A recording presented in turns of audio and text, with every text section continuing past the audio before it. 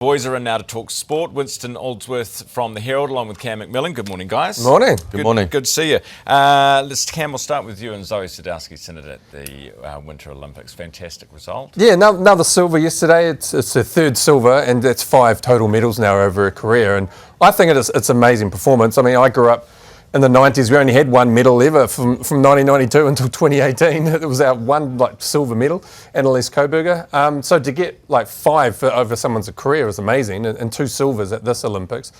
It was a great performance. There was a long deliberation right here on her last run, and that's when you're running into, when you bring judges into it, I don't know, whether they took their time to think who to give the gold to.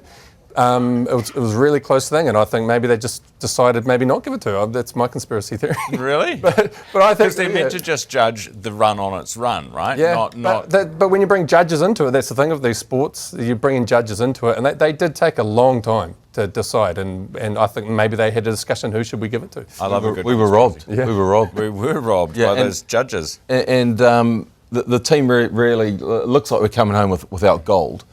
And after the last games where we picked up 2, the last winter games, suddenly that elevated, I think, the Winter Olympics in the public's mind. You know, in the summer games, we go away and the public expects gold medals. You know, we've got this incredible history going back through, the Snell and Helbig and so on, and right up through to Lydia Ko, rowing, the Dame Almas. Lisa. Yeah. So we're amazing at the summer games. And then the winter games were always this oddity that was a bit funny to watch because most people don't ski. Most people don't go down a half pipe, and not many of us do the curling or the ice skating. But last time they came home with 2 golds, and this time coming home with none, I think it's a bit jarring for the public. We've got one more chance for a gold. Finn Melville-Ives, he's one of the favourites, so he's still to come. All right, well, a lot resting on his shoulders, according to Winston. Yeah. Hey, Super Rugby. Did we get the crowds we wanted last weekend? I think it's just Super. That's Super Rugby. Super Rugby starts, so is, immediately we start talking about the crowd sizes, and in the background too, as Aucklanders, you see what happens at Auckland FC games, you see what happens at Warriors games. So Aucklanders do go out. They will go out and watch the team and support and get excited for it. So what's Super Rugby? What are the Blues doing wrong? What's not working there? And poor old Moana coming into the same market, having trouble getting the fans along to those games too. The games themselves, last week, round 1, they were a bit scratchy, the players, I thought, starting out, but we got some great finishes. Highlanders winning was terrific, turning the tables on the reigning champs, who probably thought they were a bit flash, putting Will Jordan on the bench. We're so stoked with talent, we can afford to put the best outside back in the country in there with only 30 to go. This week, they've kind of flipped it around. I think we'll use them from the start. So, yeah. And it'd be good to see the Highlanders and the Chiefs this weekend, hey? Oh, great, yeah, big talking point. Jamie Joseph, obviously one of the upcoming, in the running for the All Blacks coach. Oh, what have you heard? Yeah, and he could get 2 wins against the Crusaders and the Chiefs, so a lot riding on it.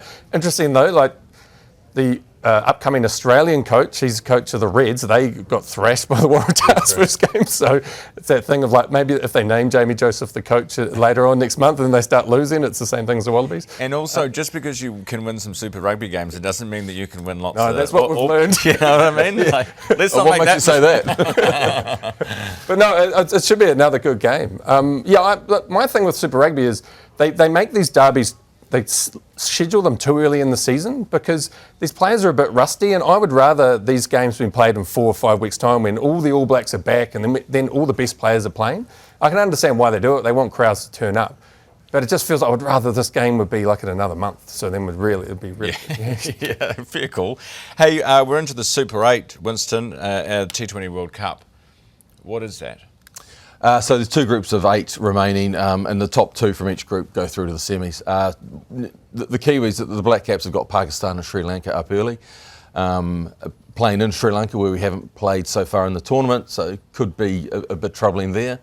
So they go Pakistan, Sri Lanka, and then England. So the risk is by the time we get to England, we're already out, which would be a shame. It would also, if they do drop it to Pakistan, they do drop it to Sri Lanka, then the only other big team they've played this so far is South Africa, and we got done there as well. So you're left saying, well, who did we beat? We beat Canada and the UAE. Yeah, and Afghanistan. A couple of kids from Dubai and Afghanistan, yeah. So, We'll leave it there, guys. Again, no pressure. Yeah. Yeah, you don't have high expectations at all, do you? That's Winston Aldworth from the Herald and Cam McMillan as well. Thanks so much for your time, guys.